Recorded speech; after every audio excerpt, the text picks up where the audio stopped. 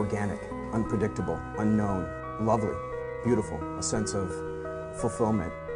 This is part of the pleasures of life and not the chores of life.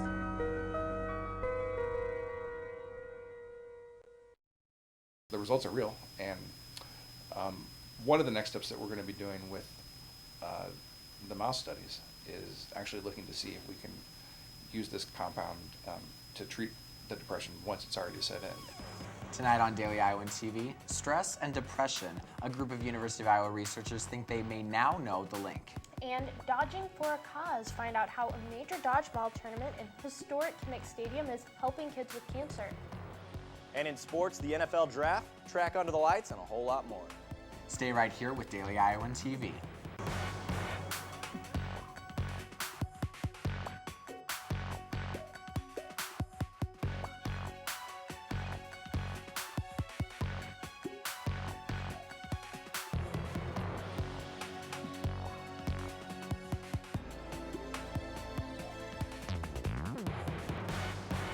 Good evening, and thanks for joining us. I'm Jordan Mickle. And I'm Melissa Dawkins. A UI researcher is making major breakthroughs as he tries to find a more effective treatment for depression. One specific chemical in the brain could hold the answer. Daily Iowan TV's Greta Miley has today's Medical Minute. Because all of our brains are different, treating depression with current medications can at times be unsuccessful. But one UI professor discovered a treatment that may help patients garner more success. A treatment that works by regulating the hormone ghrelin in the brain. It turns out that not only does the hormone ghrelin stimulate hunger, but it also seems to affect mood state. And in fact, when a person doesn't have enough ghrelin, such as in response to stress, they can become depressed. Pieper previously identified a new group of molecules called P7C3, which he reasoned could help patients with depression by preventing the death of newborn ghrelin neurons in the hippocampus. Compound that blocks neurons from dying, and it blocks neurons all over the central nervous system from dying. And in this case, we used it to prevent neurons in the hippocampus from dying. Collaborating with University of Texas Associate Professor Jeffrey Zigman, Pieper tested stress-induced mice that were pre-treated with P7C3. We used mice that were genetically engineered to be missing the receptor in the brain for ghrelin, such that no matter how much ghrelin they had, their brain couldn't respond to it. So it's essentially like they don't have ghrelin. And then we subjected those mice to chronic unpredictable stress, which then elicits behavior in those mice that is thought to correspond to a depressed mood. After being treated with the compound, the mice were more socially interactive, meaning P7C3 could be a successful treatment for depression. The researchers' next step will be to test on humans. And our hope then is that this could serve as a general neuroprotective agent, and in cases of patients with depression, which is what this study was about, depression is associated with decreased functioning of the hippocampus, that our compound might form the basis for a drug that might treat those patients. The researchers will further test the drug's toxicity and apply for additional funding before taking it to the FDA. Greta Miley, Daily Iowan TV. The researchers say they'll keep working to find more ways to treat depression and improve Iowans' health. According to a study released last week, it turns out that Iowa actually is among the top 13 states with the best healthcare systems in the U.S., as you can see here. The Commonwealth Fund used vaccination rates, obesity rates, insurance coverage, and other factors to come up with that ranking. Iowa City Police are looking for two men after a victim says he was robbed and assaulted Saturday morning. The victim says it happened here near the intersection of Muscatine Avenue and 7th Avenue. Police say the victim told them he was walking home when two men in their 20s approached him. The victim says one man punched him and both tried to steal items. Police say the suspects then fled in a vehicle parked nearby. An Iowa basketball player admitted Friday to driving a moped while intoxicated. The 20-year-old freshman Peter Jacques is asking for a deferred judgment in his operating while intoxicated charge.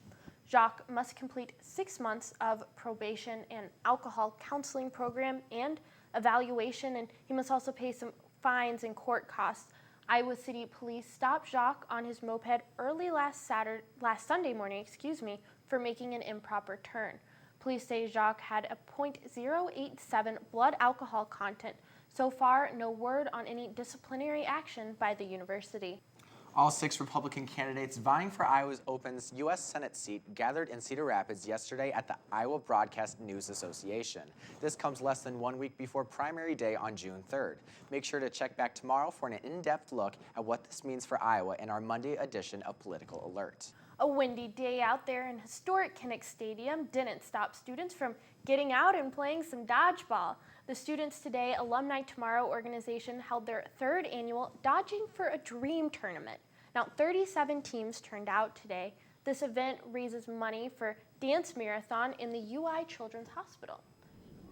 Dance Marathon is one of the biggest on campus, and we just felt like giving them money and helping them out a little would help a lot, be very beneficial for them. Double elimination games started at 10 a.m. and continued all day.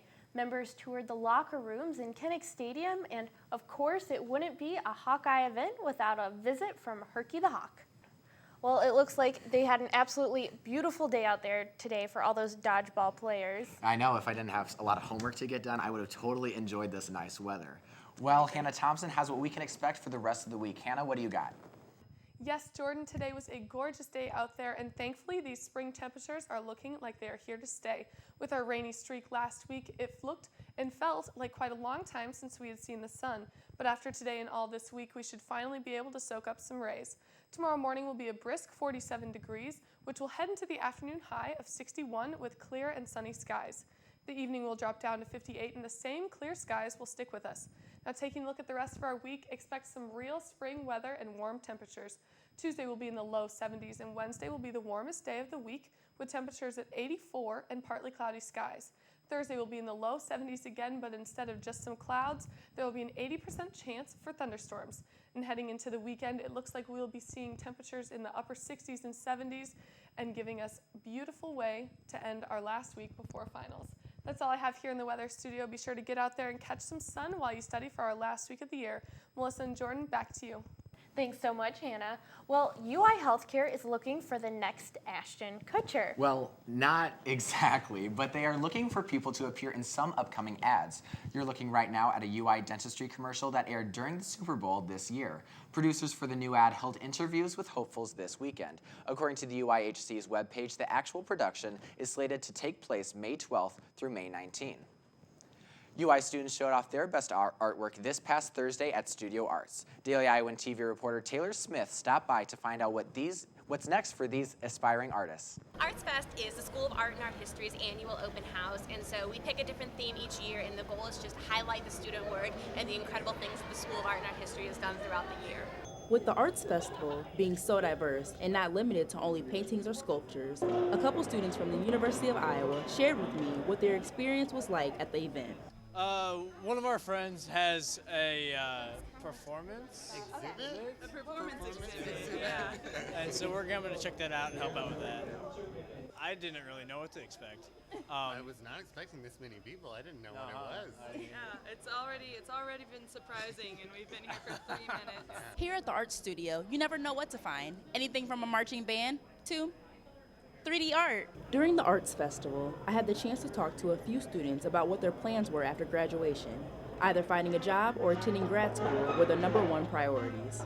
After graduation, hopefully I can find either a job that will let me be creative in a design firm. After graduation, I'm going to apply to the College of Education to get my teaching certificate and then hopefully find work. Grad school, definitely grad school first, and then I'll find a job somewhere out of state, different country. Taylor Smith, Daily Iowan TV. The art fair was open to anyone who wanted to participate, not just art students. Well, it looks like there's definitely a lot going on there. The UI softball coach earned her 100th career win today. Daily Iowan TV's Cody Goodwin is standing by in the sports studio. What can you tell us today, Cody? Thanks, guys, and welcome back. Cody Goodwin here in the studio, ready to bring you the latest from another wild weekend in black and gold athletics. Daily Iowan TV Sports first draft profile on tap in just a bit, as well as a look at the sights and sounds of the Musco Track Invitational in Iowa City on the way. But we start this evening with the latest from the Big Ten Golf Championships in French Lick, Indiana. All in all, a pretty successful weekend for Coach Mark Hankins' golfers after entering the final round of the tournament in 6th place. Iowa moving up 3 spots on Sunday to finish 3rd. Iowa's red-hot Stephen Imes slowed down just a little bit over the weekend. The back-to-back Big Ten golfer of the week finishing his tournament tied for 5th, shooting 7 under over 4 days. Minnesota winning the overall team title there. While the Iowa golfers were in Indiana, the Hawkeye Tracksters, well, they were right here in Iowa City. And now, as promised, all the sights and sound from the Black and Gold's lone meet under the lights. Iowa taking home 4 individual titles on the day. Sprinter Brittany Brown and thrower Gabe Hull in form for the 2nd weekend in a row, winning back-to-back events at both Drake a week ago and at Musco this past weekend. Also cracking the podium for the Hawks, high jumper Kevin Spector and hurdler Aaron Mallett. A few more news and notes to catch you up on before we get you out of here. But first, Daily Iowan TV Sports' Nicole Ray has part 1 of our 2014 NFL Draft Series with Iowa's hottest NFL draft prospect, C.J. Fedorowicz. C.J. Fedorowicz. Growing up, C.J. Fedorowicz knew he wanted to be a professional athlete. After the NFL draft in May, that dream will become a reality. So I've always told my friends, actually, I want to play either pro baseball, pro basketball, or football, and they're always just like, there's no chance, the percentage, and I was like, I'm going to prove you wrong, and the time's actually come, so it's crazy. After 4 years of playing at the University of Iowa, the Johnsburg, Illinois native set his sights on the NFL. Fedorowicz, who stands 6'5" and 265 pounds, caught several NFL scouts' attention at this year's Reese Senior Bowl. While he's proved he can block, it was his size and mobility that earned him the Most Outstanding Tight End award. Well, obviously, it was a big-time achievement. There was 15 receivers and about 8 tight ends. So I mean, that's pretty.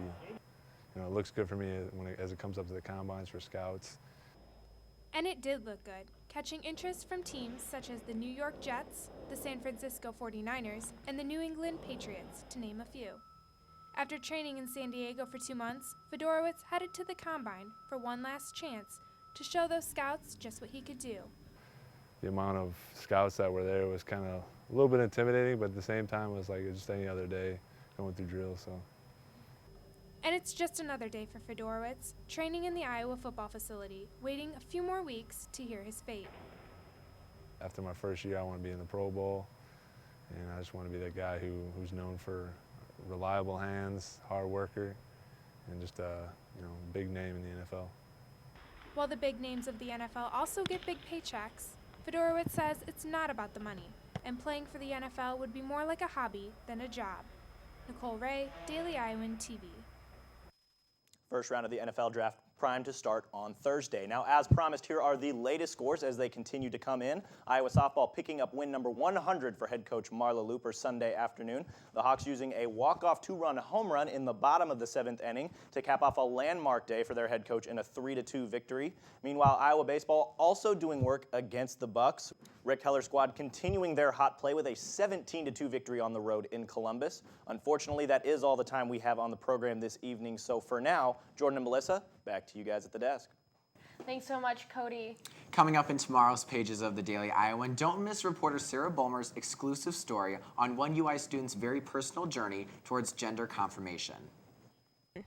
Well, this really isn't my story. It's Coco Moreno's story. She is a University of Iowa student who is going through the process of becoming the woman who she really is.